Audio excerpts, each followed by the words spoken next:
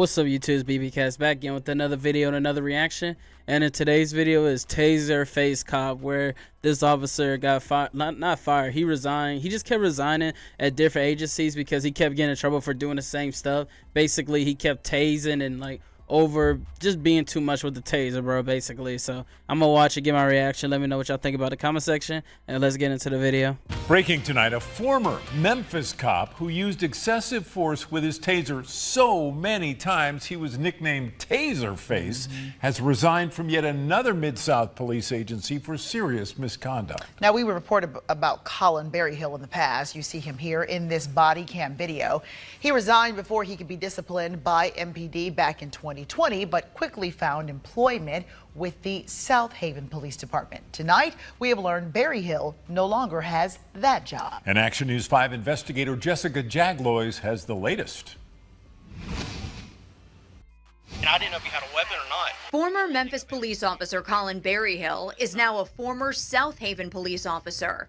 According to the South Haven Police Internal Affairs Bureau, Berryhill removed a citizen from his home, detained him without probable cause, and would not tell the citizen why he was being handcuffed and placed into a patrol vehicle. Afterwards, the Disciplinary Review Board said Berryhill had violated its policy for serious misconduct and neglect of duty. But just like the Memphis Police Department, South Haven Police allowed Berryhill to resign before he could be fired. An investigation by Action News 5 and the Institute for Public Service Reporting revealed Berryhill violated MPD's excessive force and weapons policies 3 times in less than a year while on the job. According to those internal documents, the first time Berryhill tased a juvenile in the back. Cooperate, man. The second time, he tased a man suffering from a mental episode and whose arms were being held by 4 other officers. The third time, a non-violent man was handcuffed when Berryhill tased him.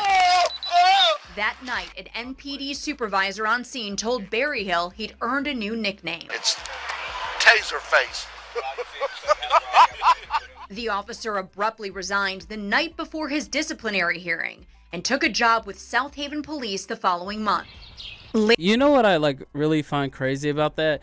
You could work at a job or something, and whenever you want to go to another job, and then they look at your resume and they see what you did at your last job and they don't hire you. But for a cop, you could beat the crap out of somebody, get reported for it, and just resign and go to the next department. I think that's wild.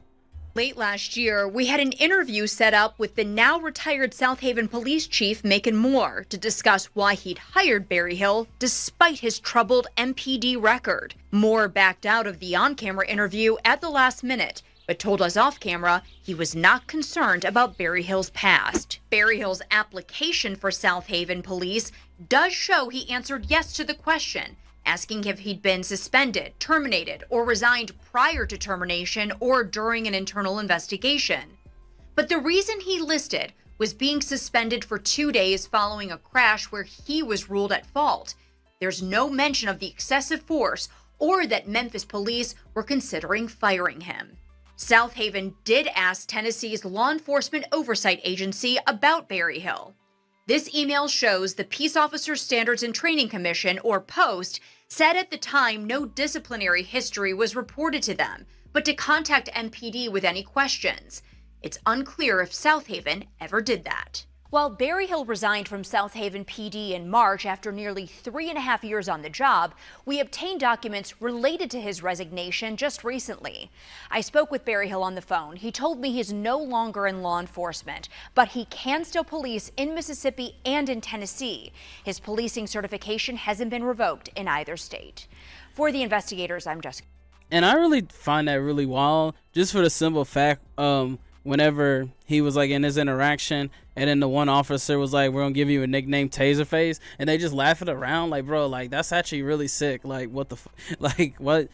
And then the fact that he just could be wrong at one department, resign, go to the next one, that's really the issue, man. People always wondering where how come we have a lot, not a lot, but it's a good majority officers that are like that, and they keep wondering why nothing happens. Because that's what they do. They just go to the next department and just do the same stuff. That's just wild. But that's my reaction on it. Let me know what y'all think about the comment section. How do y'all really feel about that though, as far as like an officer just being able to resign before getting fired and then just jumping off to the next department? Like I feel like they gotta get charged or something, but that's just me though. But let me know what y'all think about it. Make sure to like, subscribe, and all that, and y'all have a wonderful day.